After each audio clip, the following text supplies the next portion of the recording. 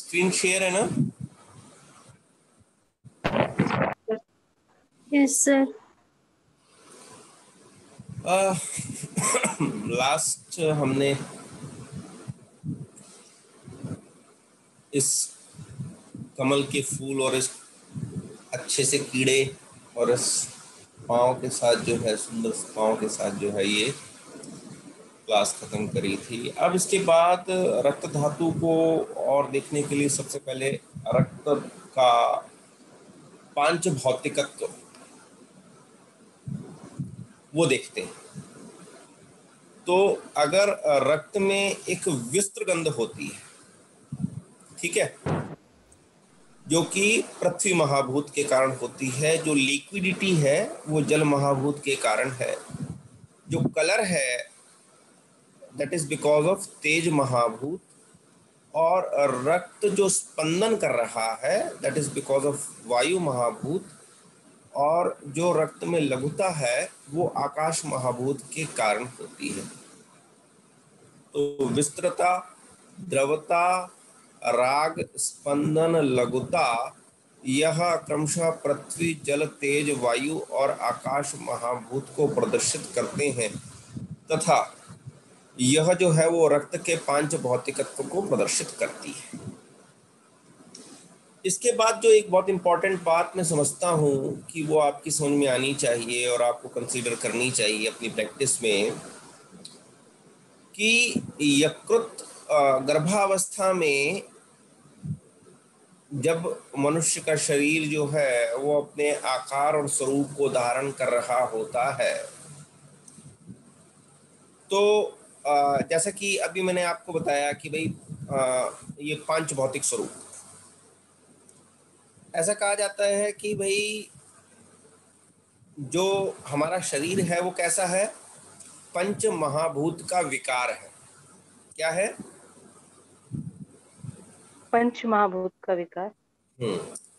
Doctor Rajni नहीं है क्या आज? हाँ जी सर, मैं ही बोल रही हूँ। अच्छा अच्छा अच्छा, ओहो ठीक। अब मैं आवाज भी नहीं पहचान रहा, बताओ। पता नहीं, मेरे खुद के जो वो है महाभूत विकार हैं वही खुद के बिगड़े जा रहे हैं। तत्र तत्र शरीरम नाम पंच महाभूत विकार समुदायात्मकम संयोगवाही, ऐसा कहा जाता है ना? तो इस चीज को थोड़ा सा समझ लेना कि एक तो समुदायात्मकम और संयोगवाही, दो वर्ड कौन कौन से? समुदायात्मकम ते संयोगवाही। मतलब जो शरीर है वो क्या है? पंच महाभूत का विकार। पंच महाभूत का विकार है। विकार माने क्या? ये कह रहा है विचार है, बताओ। अरे यार ये अपने आप कैसे ऑटो को पहली बार किया है इसने ऐसा? विकार माने क्या?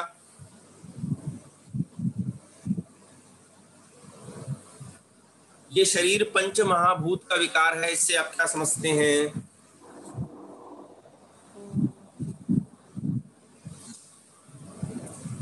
देखिए, जो जो चीज नष्ट हो जाने वाली है, वो विकार या खत्म हो जाने वाली है, उसको हम क्या कहते हैं? विकार। विकार। तो जो अक्षुण रहेगी, जैसे कि प्रकृति है, अष्टविध प्रकृति है, मन, बुद्धि, अहंकार और पंच तन्मात्रा, अंततः आदमी इसी में डिसॉल्व हो जाएगा, तो उसको अष्ट प्रकृति कहा जाता है। तो प्रकृति जो है वो, उसमें कभी भी विकृति नहीं आती, उस पर केवल आवरण होता है। यूजुअली हम क्या करते हैं कि पंच महाभूत विकार, और ये पंच जो हमारा शरीर है दैट इज पंच महाभूत विकार और समुदायात्मकम और समयोगवाही, ये दो वर्ड को अच्छी तरह से समझ लेना है। पंच महाभूतात्मकम विकारम समुदायात्मकम समयोगवाही। समुदायात्मकम माने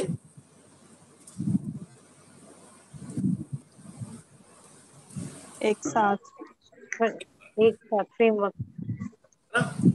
और इस फ्रेमवर्क को समयोगवाही माने सस्टेन।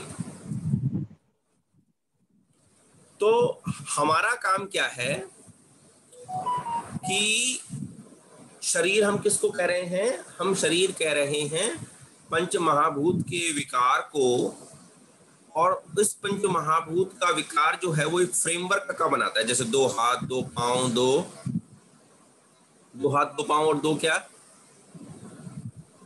आईज, आंखें। नहीं, षडंग शरीर कहा जाता है ना। षडंग माने कि दो हाथ, ये तो जो चार शाखाएं हो गई, मध्यम शरीर हो गई और कोष्ठ, है ना। तो अब ये जो फ्रेमवर्क बना है, इस फ्रेमवर्क को एक तो हमने इससे फ्रेमवर्क बना दिया, इस फ्रेमवर्क को सस्टेन करना है। सस्टेन कैसे करते हैं हम? क्योंकि देखो, शीर्यते इति शरीरम, ये पंच महाभूत विकार तो तुरंत जो है वो हर घड़ी बदल रहे हैं, है ना। तो सस्टेन हम कैसे करते हैं कि हम अन्न लेते हैं, लेते हैं और सांस ले रहे हैं, ताकि ये जो हमारा शरीर है वो सस्टेन रहे। ठीक है जी? ठीक है जी सर। ये बात समझ में आ गई आपको? जी सर। जी। वो मंजू बालाजी मुझे बहुत बूढ़ा व्यक्ति समझ रही थी, है ना। ये बहुत ही कोई व्यक्ति होगा। No sir. ऐसा आपने क्यों समझा डॉक्टर साहब? सर मैंने कब समझा? मुझे किसी ने बताया कि आपने मुझे बहुत ही वृद्ध व्यक्ति कहा है। नहीं सर। नहीं कहा? ये क्या हो रहा है? नहीं सर। इसको कैसे, आप कुछ और आ रहा है क्या मेरे इसमें मतलब एक मिनट, ये ना कुछ हाँ ठीक। अब क्या होता है कि जो गर्भ है वह यकृत और प्लीहा जो है वह रक्त के द्वारा बनते हैं। ठीक है जी। शोणित फेन प्रभवा फुफ्फुसा, यानी कि जो रक्त का फेन है उससे क्या किसका निर्माण होता है? लंग्स। और जो रक्त का मल है उससे अपेंडिक्स का निर्माण होता है। ठीक है जी। और कफ क्षोणित, यानी कि कफ से, रक्त से और मांस के सार से जिह्वा की उत्पत्ति होती है। और जो किडनी है वह रक्त प्रसाद से और मेद प्रसाद से, रक्त मेद प्रसादात वृक्को, दोनों प्रकार जो दो वन पेयर किडनी है दैट इज मेड ऑफ रक्त प्लस रक्त प्रसाद प्लस मेद प्रसाद। Testicles is made up of मास, असृक, कफ, मेद, प्रसाद। मास प्रसाद, रक्त प्रसाद, कफ प्रसाद एंड मेद प्रसाद। एंड हृदय is made up of Shonit cough प्रसादजम हृदयम। It means रक्त, कफ, रक्त प्रसाद एंड कफ प्रसाद। तो जब मैं ट्रीटमेंट करता हूं तो मुझे जो है, एक तो जो इस रक्त को जीवन कहा गया, और most of the organ formation में, मोस्ट नहीं, almost all organs are made up of with the prime help of रक्त। रक्त। इस बात को आपने कंसीडर करके चलना है, ठीक है जी। अरे हाँ कि ना? हाँ जी सर, जी सर, जी सर, जी सर। अब एक बात और, इसको ये थोड़ा सा बाद में हमको क्लियर होगा, लेकिन इस क्लिनिकली है ना, कि 10 प्राणायतन होते हैं। शंखो मर्मत्रयम कंठो रक्तम शुक्र औजसी गुदम।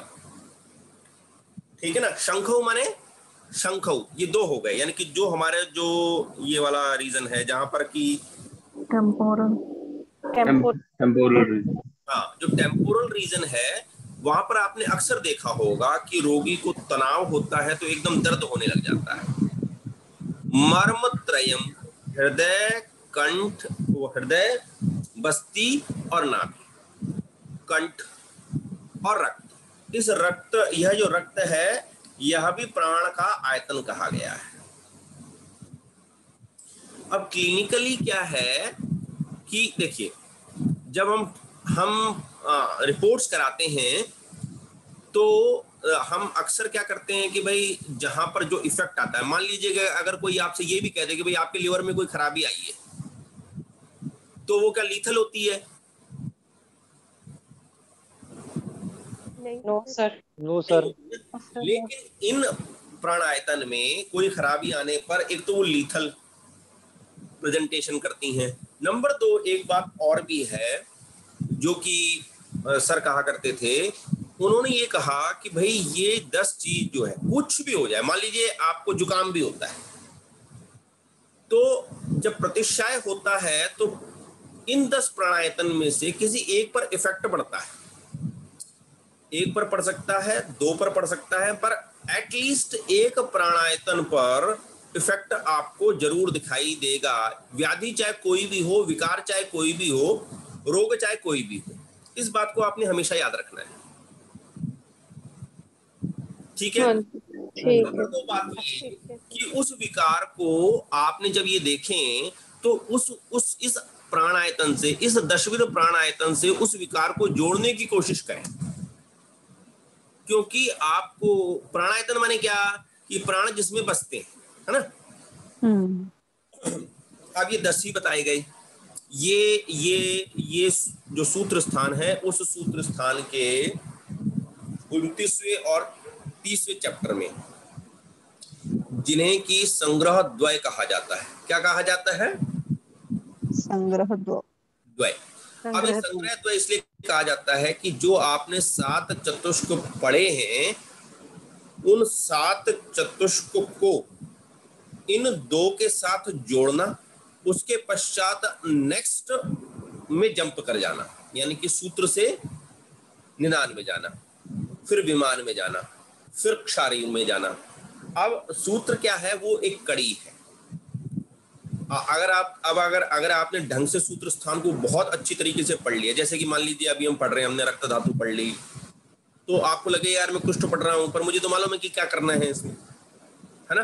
सूत्र स्थान, जो चिकित्सा स्थान है, वो मात्र एक, ऐसा लगेगा कि आपको सब चीजें जो है वो इंटर रिलेटेड, और हर चीज जो है वो समझ में आने वाली कि अरे हाँ, ये वहां पर बताया गया था, यहाँ पर मुझे लंघन करना है, यहाँ पर वमन करना है, सारा का सारा जो है वो बता दिया गया।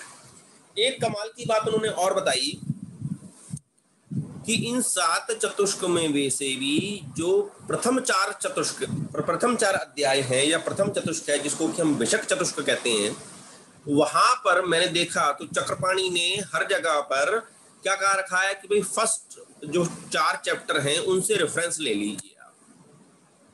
कौन कौन से हैं अध्याय? वो दीर्घ जीवनी अध्याय है, नंबर 2 आरगवती, नंबर 3 अपामार्ग तंडुली और नंबर 4 षड्विरेचनी। यही 4 अध्याय हैं। Yes sir. जी सर। अब उसके बाद कि रक्त जो है वह दूषित कैसे होता है, तो रक्त के दूषित होने में आहारज, विहारज, कालज, मानसिक और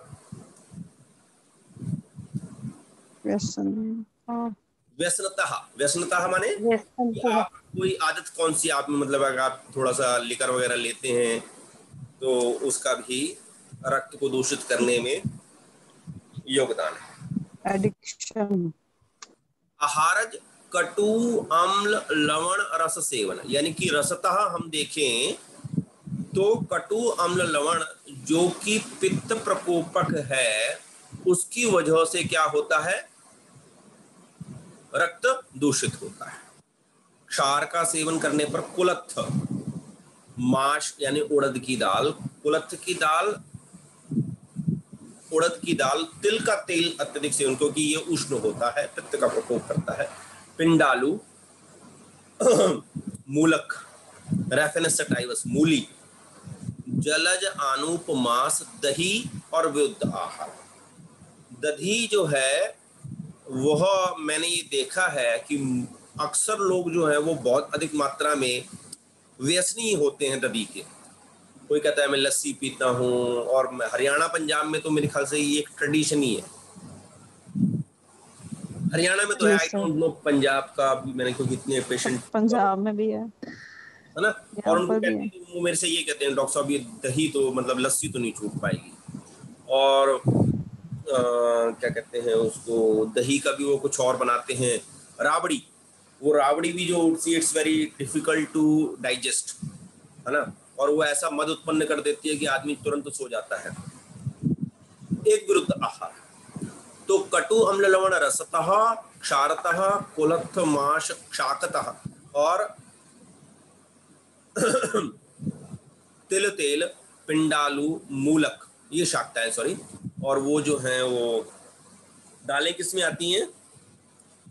शुगदान और शमी धान्य में आती है। जलज, आनूप, मांस, दधी वर्ग और विरुद्ध आहार।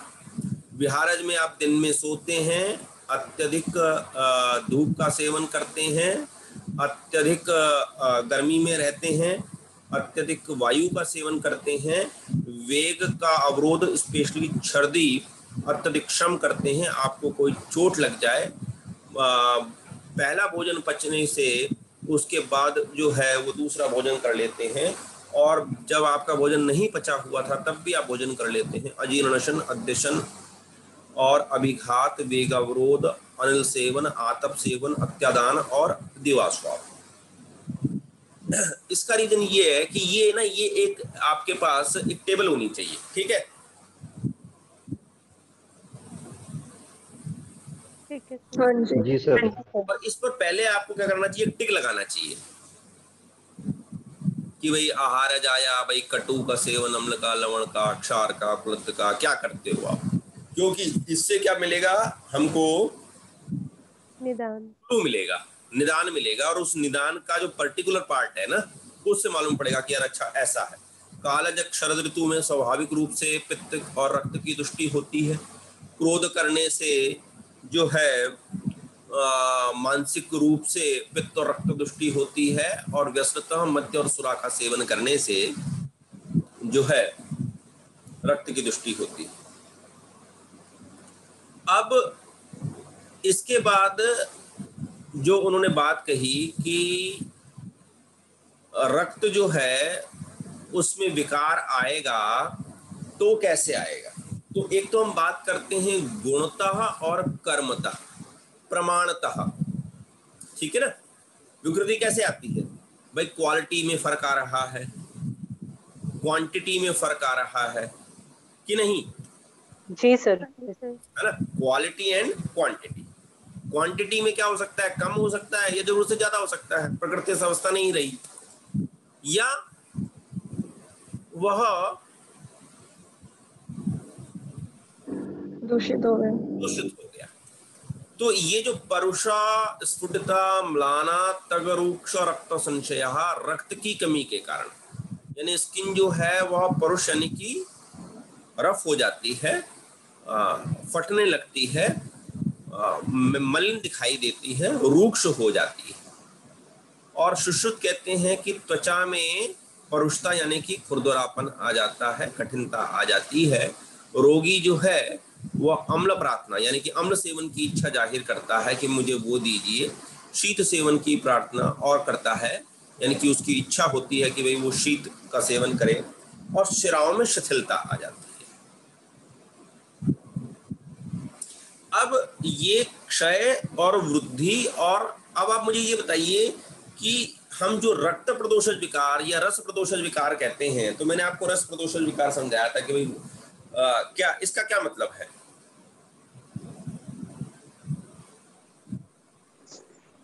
सर विकृत रस से उत्पन्न या विकृत रस से उत्पन्न, मतलब क्षय वृद्धि और ये पूछ रहे हैं कि इन दोनों में क्या डिफरेंस है? मैं ये पूछ रहा हूँ कि आप जैसे भाई उसमें ये बताया ना, रक्त प्रदोषज विकार, रस प्रदोषज विकार, इसका मतलब क्या है? सर दूषित रक्त जैसे वातपित्त कफ से अगर दूषित हो गया तो उससे उत्पन्न विकार। हाँ जी, सर रक्त जैसे दोषों से दूषित हो गया और उससे उत्पन्न विकार हो। करेक्ट करेक्ट, मतलब या रक्त अपनी सामान्य अवस्था में नहीं है सर। हाँ, रक्त रक्त के ऊपर वात का, पित्त या कफ का, पित्त का और कफ का प्रभाव, रक्त धातु पर वात का, पित्त का और कफ का प्रभाव पड़ने पर क्या आता है, ठीक है ना? क्योंकि ये तो क्या है, रक्त पर किसी का प्रभाव नहीं है, रक्त अपने आप में घट गया और बढ़ गया। समझ रहे हैं आप मेरी बात? हाँ जी, क्षय वृद्धि अपने स्थान में। हाँ, क्षय और वृद्धि कहाँ पर है? वो अपने स्थान पर ऊपर नीचे होने पर, यानी कि वो दोषिक लेवल पर है। उसके लिए व्याधि वगैरह की चिंता करने की आवश्यकता नहीं है आपको। परंतु जब रक्त धातु पर किसी पर्टिकुलर दोष का प्रभाव आ जाता है, तब हम उसको क्या कहते हैं? धातु प्रदोषज विकार। रक्त विशिटेड बाय वात, रक्त विशिटेड बाय पित्त, रक्त विशिटेड बाय कफ। ये बात आपको क्लियर है? हाँ जी। अब इसके बाद वो रक्त प्रदोषज विकार जो है वो चरक में दो जगह पर बताए गए हैं। एक जो ये मैंने लिखा है, ये एक जगह दे रखा है, उसने ये कहाँ का है बता सकता है कोई? ये कहाँ का वो है? चलो छोड़ो, ये विधि शोणितीय अध्याय का है। विधि शोणितीय अध्याय जो है वो 24वां अध्याय है। 24वां अध्याय यानी कि कौन से उसमें आ गया? ये चतुष्क में,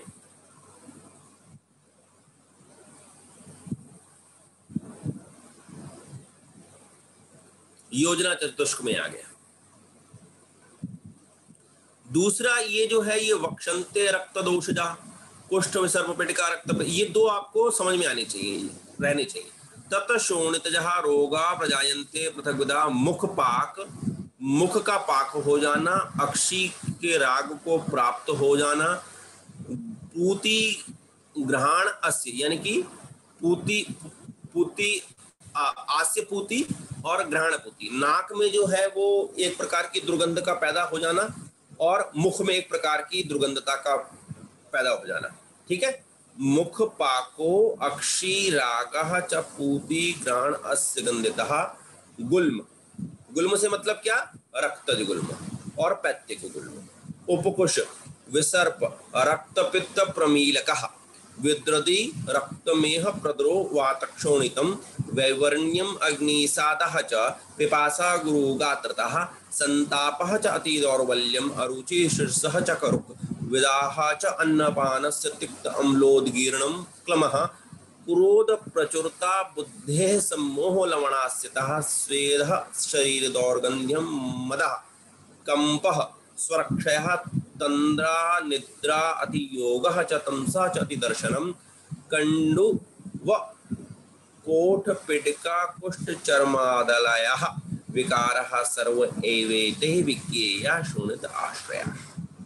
ये हमारी समझ में रहना चाहिए। नंबर 2 वक्षन्ते रक्तदोष कुष्ठ विसर्प पिडिका रक्त पित्तम असक्ता गुड मेट्र पास्य आस्य पाकः प्लीहा गुल्मो अथ विद्रुधि नीलिका कामला व्यंगः पिप्पल तिलकालकः दद्रुह चरमदल पामा शिवत्रम पामः कोणस्त्र मंडल।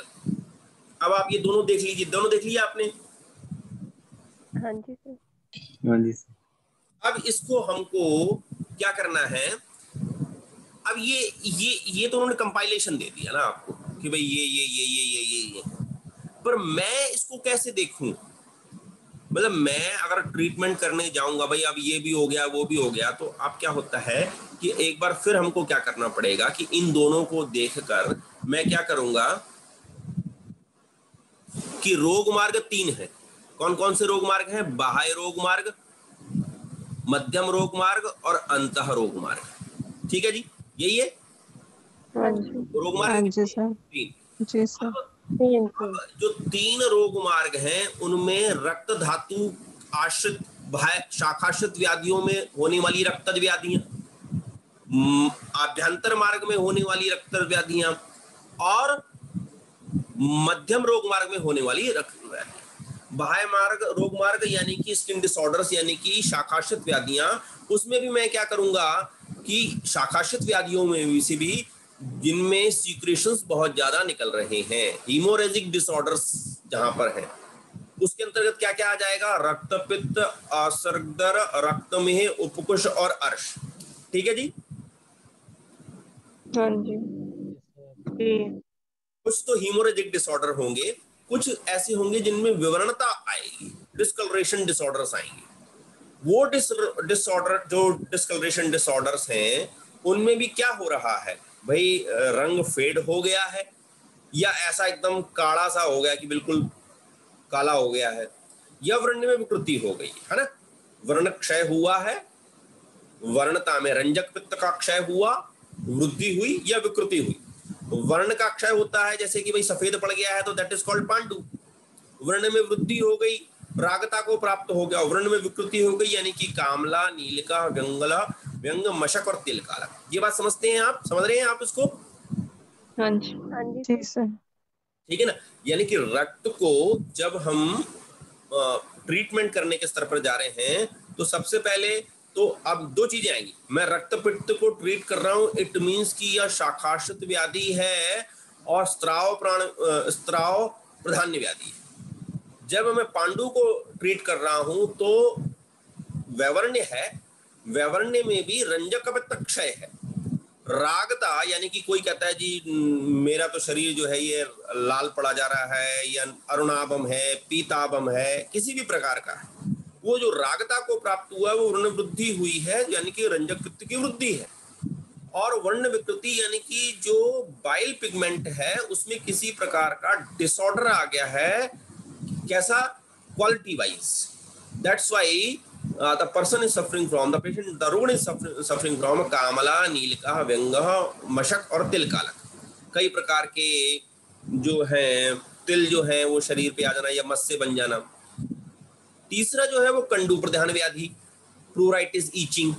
कंडू पामा, पामा कोणस्त्र मंडलम, ऐसा कहा। कंडू, पामा, दद्रु, चरमदल और कोट बाह्य शाकृत व्याधि। फिर पाक प्रधान व्याधि, सुपरेटिव डिसीज, आस्यपाक, गुदपाक एंड विद्रुधि, मीटरपाक भी है इसके अंतर्गत। और फिर मंडल प्रधान व्याधि जहां पर इरप्टिव जो है इरप्शंस आ रहे हैं। इन व्याधियों में कौन कौन सा है? कुष्ठ, विसर्प, पिटिका, कोट और मसूरिका। ये बात क्लियर हुई आपको?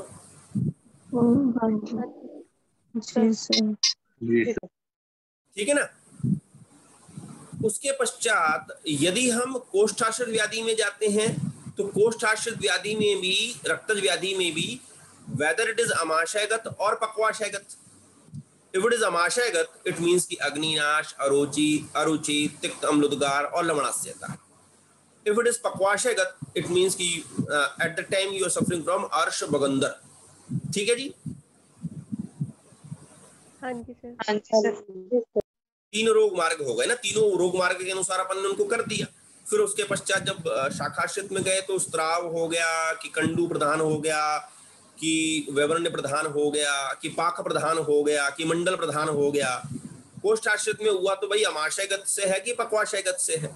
उसके पश्चात मध्यम आश्रित में जब संधिगत में है कि विकृति जो है वो चेतना से कहीं रिलेटेड है क्या या सर्वांगीण विकृति है। अगर वो संधिगत विकृति है, ज्वाइंट एप्लीकेशन है, जैसे वात रक्त, विकृति रिलेटेड विद चेतना यानी कि मद मूर्छा संन्यास बुद्धि सम्मोह क्रोध आदि, फेल्यूर ऑफ कॉन्शियसनेस, और सर्वांगीण विकृति यानी कि जनरल रिमोट अंग मर्द हो रहा है, गुरु गात्रता है, अति दौर्बल्य है, क्लम है और स्वेद। ये बात समझ में आई आपके? हाँ जी सर। हाँ जी सर। हाँ जी जी सर। ठीक है। अब उसके बाद क्या होता है कि हम ये कई बार गलती कर जाते हैं कि देखिए कोई भी चीज जो होती है वो ग्रेजुअली हमारे समक्ष प्रस्तुत होती है, रुग्ण को मालूम पड़ रहा होता है। जैसे मान लीजिए कि हमने ये कह दिया कि भाई किसी व्यक्ति को रक्तार्श हो गया। रक्तार्श हो गया यानी कि कैसे मालूम पड़ा उसको कि भाई गुदा से उसने एक दिन अपने टॉयलेट में खून देख लिया and at that time he got fear, वो तुरंत डॉक्टर के पास जाता है। मोस्टली हमारी भारतीयों में सबसे बड़ी बात क्या होती है कि जब तक ऐसा फियर ना वो देख लेना तब तक वो डॉक्टर के पास जाते नहीं है। इस बात को आप मानते हैं? जी सर। अब आपके पास जैसे मेरे पास पेशेंट आते हैं, मान लीजिए ब्लीडिंग पाइल्स का पेशेंट आ गया, तो मुझे मालूम होता है वो बताए चाहे ना बताए कि सबसे पहले उसको दाह हुआ होगा, दैट इज कॉल्ड गुद दाह। ठीक है जी? दिस दाह इज रिलेटेड टू, यानी कि इस वक्त केवल पित्त का इन्वॉल्वमेंट था, रक्त का इन्वॉल्वमेंट नहीं था। क्या था? केवल दाह। ये दाह क्यों आया? Because he is consuming more कटु अम्ल लवण उष्ण एवं तीक्ष्ण आहार विहार, that's why he is suffering from गुद दाह। ठीक है जी? जी सर। फिर उसके बाद ये दाह के बाद जब ज्यादा बढ़ गया तो वो राग को प्राप्त हो गया। अब यहाँ पर ब्लड का इन्वॉल्वमेंट थोड़ा सा आया है, पित्त अधिक है, रक्त कम है। दाह और राग, उसके बाद क्या हुआ? पाक हो गया। और उसके बाद क्या हो गया? अब जब पाक हो गया तो पाक होने के बाद क्या होगा? पोय या रक्त, यानी कि रक्तार्श होगा। ये बात समझ में आती है आपको? जी सर। जी सर। अब हमारे पास देखिए बहुत रेयर टू रेयर चांसेस में, वो भी कोई चलते फिरते हमसे पूछ लेता है। कोई पूछ लेगा डॉक्टर साहब ना आजकल जो है वो थोड़ा जलन हो रही है, मतलब वो स्पेशली कंसर्न कराने नहीं आता, चलते फिरते कहीं मिल जाए, अरे वो मुझे भी होती है, क्या करें? हम भी कहते हैं जी आप बैठ जाइए, पानी में बैठ जाइए थोड़ा सा या कुछ कर लीजिए। They are not concerning, they are consuming the कटु अम्ल लवण आहार जब तक कि उसको क्या नहीं दिखाई देगा? रक्त, ब्लड नहीं वो दिखाई। उस दिन है ना वो पॉट पर अपने कपड़े चढ़ाकर तुरंत डॉक्टर के पास पहुंचेगा जिस दिन वो अपनी पॉटी में वो रक्त देखेगा, धार। ये आप मान के चलो। और मैंने ऐसे ऐसे पट्टे देखे हैं कि जिनको हम, जैसे हम यूजुअली क्या करते हैं, जैसे वो कहते हैं कि डॉक्टर साहब मेरे को एकदम वो हो गया है, तो हम इसको स्टिप्लॉन कह देते हैं कि 4 गोली आप स्ट्रेट ले लीजिए तो खून चेक हो जाता है। ठीक है? अब उन्होंने मुझे फोन किया कि डॉक्टर साहब मेरे को तो खून निकलने लगा, तो मैंने उसको कहा कि आप ऐसा कीजिए, आप स्टिप्लॉन ले लीजिए, आने से पहले तब कम से कम एक बार खून तो बंद कीजिए। तो पर जैसे ही खून बंद हो जाता है उसकी सारी चिंता मिट जाती है। जब खून आएगा ना फिर देखेंगे। सही बात। मतलब वो आता ही नहीं। फिर मैं कहूँ अरे आप आए नहीं, बोले वो बंद ही हो गया, आपने तो दवाई इतनी अच्छी बता दी थी। फिर वो क्या करता है कि वो यूजुअली जब भी रक्त आता है ना वो बार बार स्टिप्लॉन ले लेता है। बोले आपने बताई थी ना, मैं वही ले लेता हूँ। तो ये जो हमारी अपने स्वास्थ्य के प्रति जो वो है ना, क्या कहते हैं उसको, जागरूकता,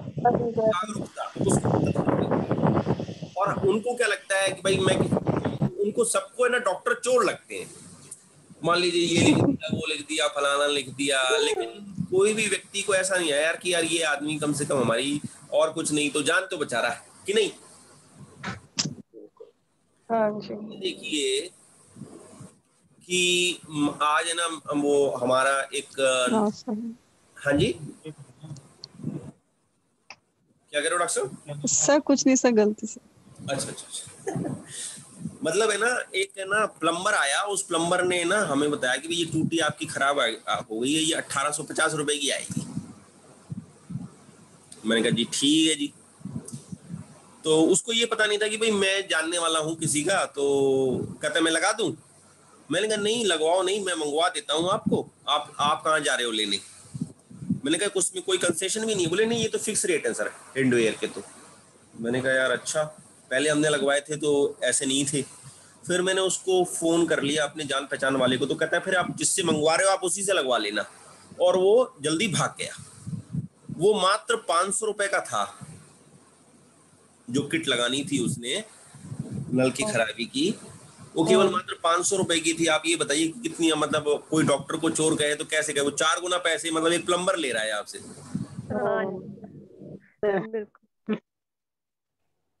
और डॉक्टर जो है ना, अगर किसी को कहते ना कि भाई आप ऐसा कीजिए, मतलब मैं तो बहुत सोच समझ के किसी को एडवाइस करता हूँ। सही बात है सर। मैं किसी को कहता हूँ ना कि भाई आप ESR करा लो, तो मतलब मैं ये भी नहीं कहता कि CBC करा लो। मैं जिस पर पॉइंट होते कि हमें तो मालूम पड़ गया कि भाई मुझे ये देखना है कि आप CRP करा लीजिए, आप ESR करा लीजिए, आप मतलब इतना भी नहीं कि पूरी CBC नहीं, eosinophils करा लीजिए, प्लेटलेट काउंट करा लीजिए। अभी किसी को मान लो वो मालूम पड़ा तो CRP लेवल मैंने कराया तो 77 था। तो मैंने कहा जी देखिए ऐसा फीवर आ रहा है ना 2 दिन से, तो मुझे ऐसा लगता है कि अब डेंगू के केस ज्यादा आ रहे हैं, तो he might be suffering from dengue. तो वो बोले डॉक्टर साहब आप पहले ही बता देते। मैंने कहा भाई मैं तेरे को ये था बता। मतलब लोगों का बड़ा बुरा हाल है। और इस वक्त मुझे ऐसा लग रहा है ये समाज जो है ना वो पूरी तरह से करप्ट हो चुका है, बुरी तरीके से। बिल्कुल सही। अब इसके बाद आपको मैंने पित्त का, क्योंकि आश्रय आश्रयी भाव है ना, क्योंकि ये दाह है और ये पित्त का गुण है। और फिर उसके पश्चात राग पाक जो है वो पित्त प्लस रक्त के गुण को दर्शा रहे हैं। तो क्या होता है कि आश्रय आश्रयी भाव पढ़ा होगा ना आपने, हाँ जी। और मैंने आपको पहले भी बता रखा है ना, जब दोषिक लेवल पर कोई बीमारी हो रही है तो आपने पित्त को देखना है। और पित्त से ही रक्त की उत्पत्ति हो रही है, तो धातु के लेवल पर यदि कोई दिक्कत आएगी तो आपको रक्त को देखना है। और यदि आपको ऐसा लगता है कि भाई लय के लेवल पर यानी कि उत्सर्जन के लेवल पर यानी महाभूताग्नि के लेवल पर दिक्कत आ रही है तो आपने स्वेद को देखना है। और आपको पकड़ना पड़ेगा, यू हैव टू, जैसे रक्ताक्ष था, ठीक है ना, ये रक्ताक्ष क्या था? रक्त महाभूताग्नि के स्तर पर, लय के स्तर पर रक्त की यानी कि पक्वाशय आश्रित, देख रहे हैं आप, रक्ताक्ष यानी कि लय के स्तर पर, महाभूताग्नि के स्तर पर जहां पर पक्वाशय की गति हो रही है वहां पर अर्श है। तो पित्त, रक्त और स्वेद पकड़ना आपने कहां से पड़ेगा? पित्त से। इसके लिए मैं आपको थोड़ा सा एक उदाहरण और बता दूंगा आपको।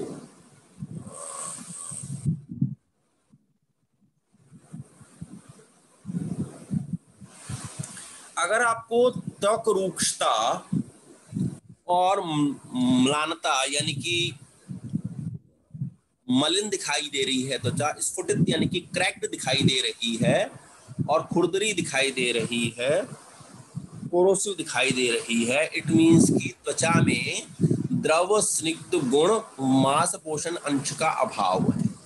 क्यों?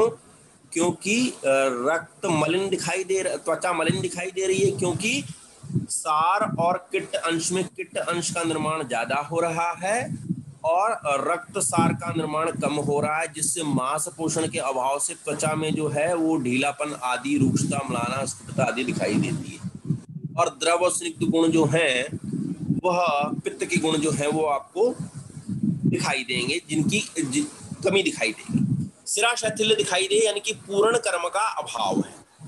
रोगी यदि अम्ल पदार्थ की इच्छा करता है यानी कि उसमें द्रव और उष्ण गुण का अभाव है। शीत पदार्थ की इच्छा करता है तो द्रव स्निग्ध गुण का अभाव है। यदि वात प्रकोप हो जाता है तो द्रव गुरु स्निग्ध गुणों के क्षय के परिणाम के फलस्वरूप वात का प्रकोप होता है। ये रक्त के मैं बता रहा हूं मैं आपको। और धातु क्षय दिखाई दे रहा है तो पोषक अंश का अभाव। इस प्रकार से हमें इसको देखना। ये मैं आपको आज जो है वो कर रहा हूं, क्या कर रहा हूं,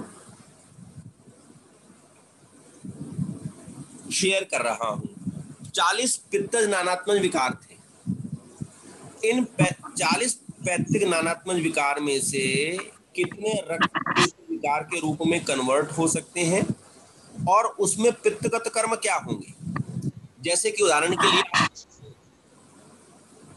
कि यदि मैं कहता हूं दवथु, दवथु से मतलब क्या है कि यदि आपको नेत्र में उष्णता अधिक महसूस होती है तो हम उसको कहते हैं दवथु। धूमक यानी कि यदि आपको गले में लग रहा है धुएं जैसा या थोड़ा गरम गरम। दवथु यानी कि वो ये इसको हम संताप रक्त प्रदोषज विकार में लेते हैं। और यदि दाह हो रहा है तो पित्तगत कर्म क्या है, उष्णगतः। अम्लोदगार हो रहा है, रक्त अम्लोदगार पित्त स्तर पर, तिक्त अम्लोदगार रक्त प्रदोषज स्तर पर। और पित्तगत कर्म क्या होगा, अम्ल रसतः। विदा, विदा माने कि आपको इंटेस्टाइन में गर्मी लग रही है, ठीक है ना। विदा माने कोष्ठ विदाह, कोष्ठ से ही विदाह को लिया जाता है। रक्त प्रदोषज में भी विदाह कहा गया, यानी कि जब तीक्ष्ण गुण को आप अधिक सेवन करते हैं तब विदाह उत्पन्न होता है। ये बात समझ में आ रही है आपके? जी सर। अब ये सारे जितने भी हैं 40 विकार, पैतृक नानात्मज विकार और जितने भी रक्त दोषज विकार हैं, उनकी किस प्रकार से संप्राप्ति बनती है। जैसे कि मान लीजिए रक्त क्लेद हुआ, रक्त पित्त हुआ, विवरणता उत्पन्न हुई, तो वो किस स्तर पर हो रही है। रसता हो रही है, अम्लता हो रही है, रागकृत हो रही है, द्रवत्व हो रही है, स्निग्ध क्षय गुण हो रहा है या वृद्धि हो रही है, तीक्ष्णता हो रही है, उष्णता हो रही है। इस आधार पर मैंने इसको आपके लिए तैयार किया गया है ताकि आपको बिल्कुल एक क्लियर कट समझ में आ जाए कि भाई ये कंडीशन यहाँ पर हो रही है। ठीक है जी। तो ये मैं आपके साथ शेयर कर रहा हूं, इसको एक बार देख लीजिएगा, फिर इसके बाद हम जो है इस पर अच्छी तरह से चर्चा करते हैं। उदाहरण के लिए कल सीमा पंकज पटेल जी ने कहा कि सर जो मुख पाक है तो जिह्वा पाक लिया क्या आपने, तो गल पाक मुख पाक दोनों ही मुख पाक के अंतर्गत लिए जाएंगे। अक्षी पाक अक्षी रोग के अंतर्गत, गुद पाक और वो जो है वो मेटर पाक जो है वो अलग लिए गए। इस प्रकार से आपने देखना है। अब जीवादानम हम कहते हैं कि भाई रक्त का जीवादान यानी कि आपको ब्लड, फ्रेश ब्लड जो है वो आने लग गया। वो किस कंडीशन में दिखाई देता है, वो आपको अवसर दर की कंडीशन में दिखाई देता है, रक्त प्रदर की कंडीशन में दिखाई देता है, जहां पर रक्त के द्रवता गुण में वृद्धि हो जाती है। तो आपने क्या करना है कि भाई वो द्रवता गुण, जो द्रव गुण बढ़ा हुआ है, सस्नेहम उष्णम तीक्ष्णम च द्रव अम्लम तरम कटु, तो जो पित्त का द्रव गुण बढ़ गया और उस द्रव गुण ने रक्त और पित्त की दोनों की, क्योंकि योनि एक है, दोनों द्रव हैं, तो वो द्रव धातु को बढ़ा देता है। दैट्स वाई अपने प्रमाण में रक्त जो है वो अधिक हो जाता है और वह द्रवता संप्राप्ति को उत्पन्न कर रक्त पित्त की संप्राप्ति को उत्पन्न करता है। ठीक है जी। हाँ जी। तो ये देख लीजिएगा। कल जो है वो हम जैसा हम जो ट्रीटमेंट वाइज चल रहे थे उससे आगे चलेंगे। मेरे ख्याल से हमारा कहाँ तक हो गया था, मुखारबुद्ध पर तक हो गया था, है ना। अच्छा, और फिर कल हम बात करेंगे पेरिटोनिटिस और जिंजिवाइटिस। आज इतने ही रखते हैं। धन्यवाद आपका। Thank you sir. Thank you sir. शुक्रिया सर। Thank you.